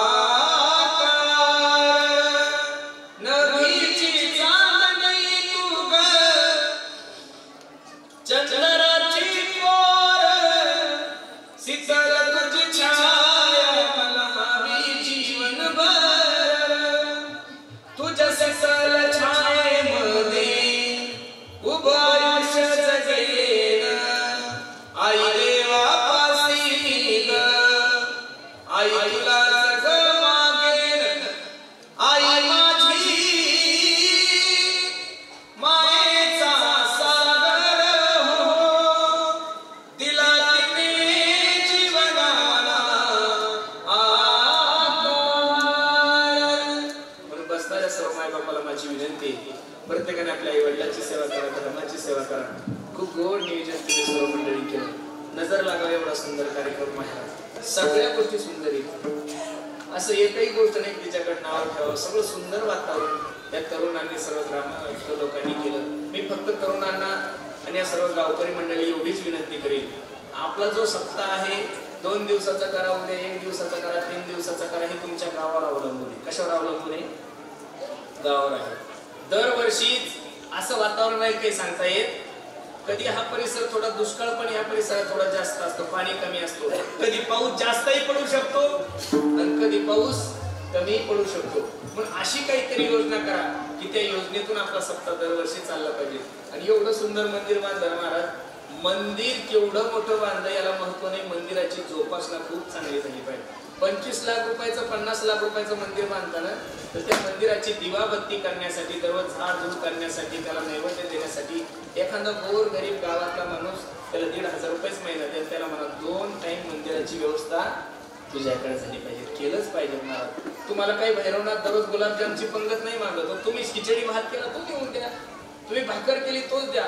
देवाला फक्त तुमचं प्रेम पाहिजे, तुमचं खाणं अजिबात नको. म्हणून द्यावे तेवढे धन्यवाद तुम्हा सर्व मंडळीला आहे. बरंचसं मंदिराचं काम अजून राहिलं. सर्व मंडळीला माझी विनंती आहे, प्रत्येकाने सहकार्य करा आणि चांगलं चांगलं सहकार्य करा. ह्या वर्षी तर एवढं सुंदर वातावरण आहे. प्रत्येक माणसानं जर गावाच्या नुसतं एक पोतं सोयाबीन दिली तरी मंदिर सोन्याचं होईल महाराजात. तुमच्या कृपेने देवाच्या कृपेने 7,000 रुपये क्विंटल चालली सोयाबीन, नाही तर 3च्या पुढे कधीच गेली नाही.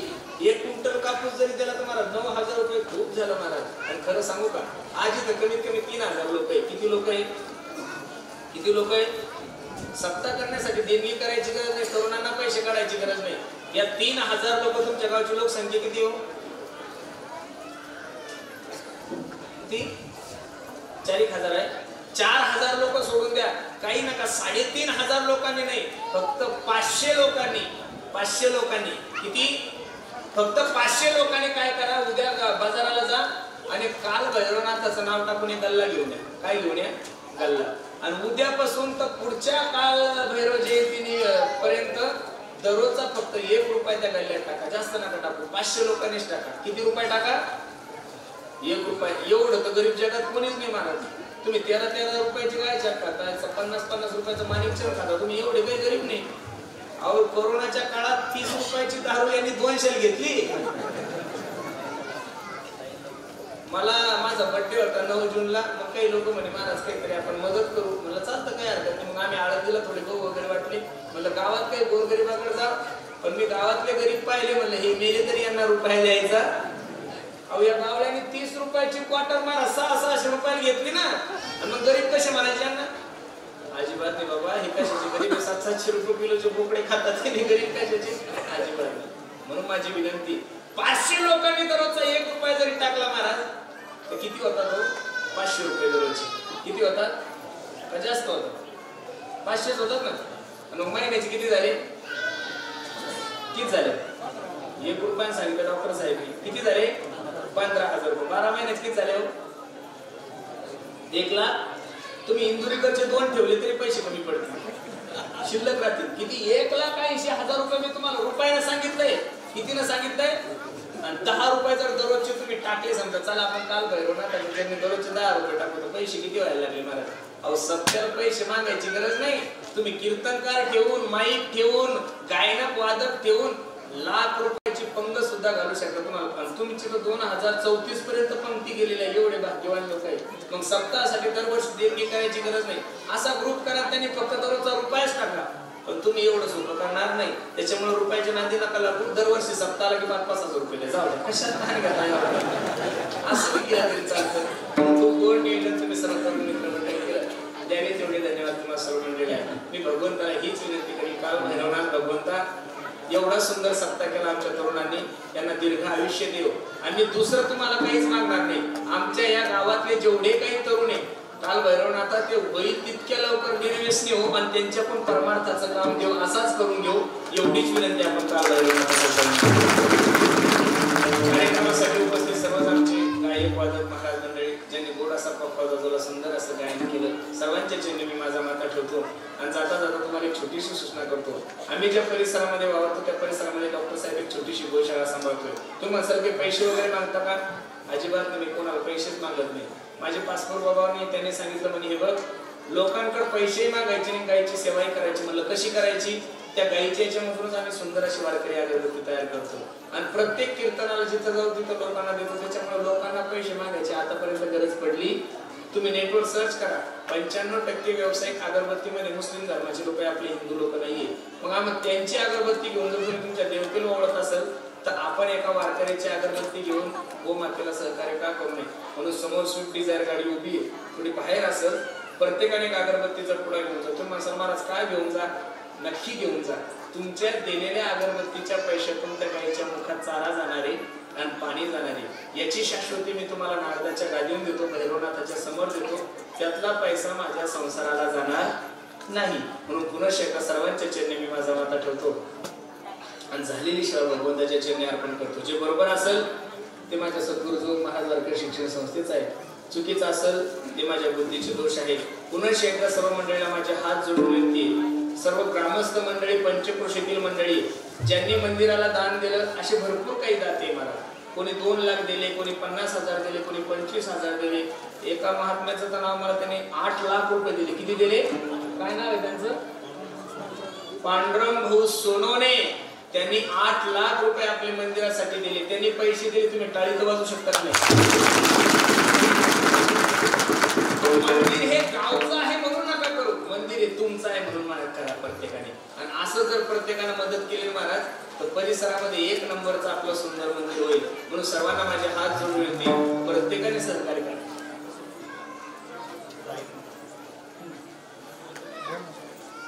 वा वा वा वा, आदर्श आहे महाराज.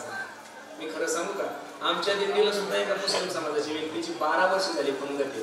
मुस्लिम लोकांचा विरोध मी कधीच करू शकत नाही. कबीर महाराज मुस्लिम होते. मला यांनी दादाने आता सांगितलं डॉक्टर साहेबांनी की म्हणे महाराज आमच्या गावामध्ये 5 घर मुस्लिमाचे, पण मंदिराचं सर्व डेकोरेशन कोण करतात महाराज? मुस्लिम लोक करतात. मुस्लिम नाहीचे, ते हिंदूचे महाराज. हिंदू आणि मुस्लिम हा वाद आपल्यामध्ये नाहीच हो. आणि आपण जर हा वाद केला असता तर महाराज देशातल्या सगळ्यात मोठ्या पदावर आम्ही डॉक्टर अब्दुल कलाम यांना बसवलंच नसतं महाराज. कबीर महाराजांचं एवढं नाव आम्ही कबीर महाराज अजिबात नाही. फक्त तुम्ही कसं वागता हे तुमच्यावर अवलंबून आहे. माझी विनंती आहे सगळ्यांनी प्रेमाने राहा. कोणी जरी मेलं ना महाराज तर त्याचा खून लालच हो, अजिबात नाही. हिरवा नाही, पिवळा नाही, काळा नाही, काही नाही.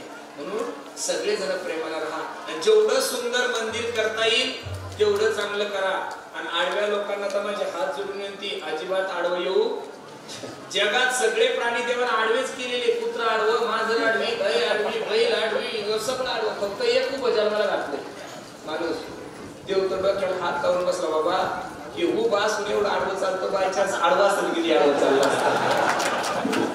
सप्ताह आला की घातलाच पाहिजे, ग्रामपंचायत आली की घातलाच पाहिजे, एखाद्या पोरीचं लग्न चांगलं ठरलं की तिथं सुद्धा घातलाच पाहिजे. एवढं आडवं होऊ पुढे दिवस आहे महाराज. तुम्ही गेल्यानंतर कमीत कमी घरच्यांचे रडावं एवढं चांगलं जगा. नाही तर काही लोक मेले की लोक म्हणतात महाराज आमच्या गावची घाण गेली, असं नका म्हणलं पाहिजे.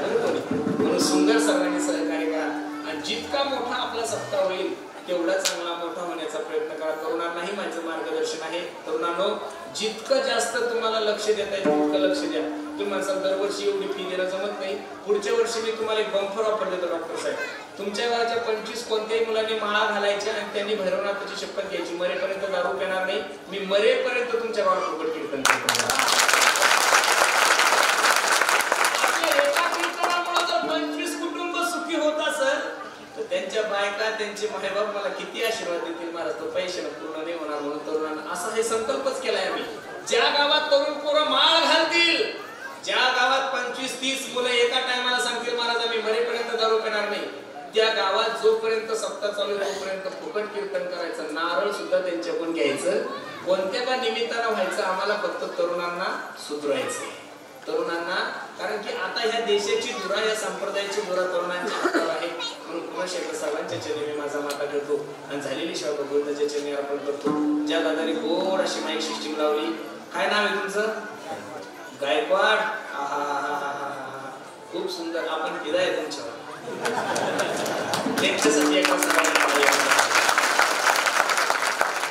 माईक वाल्यांना माईक लावत असताना धंदा म्हणून जर माईक लावला तर माईक चालतच नाही महाराज. लक्ष देऊ नये. बिझनेस म्हणून, धंदा म्हणून जर तुम्ही माईक लावला ना तर तो लागतच नाही. तुम्ही आवड म्हणून, सेवा म्हणून जर माईक लावला ना तर देव पैसा बी देतो, मान पण देतो. तो तुमच्या ठिकाणी नक्कीच आहे महाराज. म्हणून तुमच्या चरणी अर्पण करतो. ज्ञानेश्वर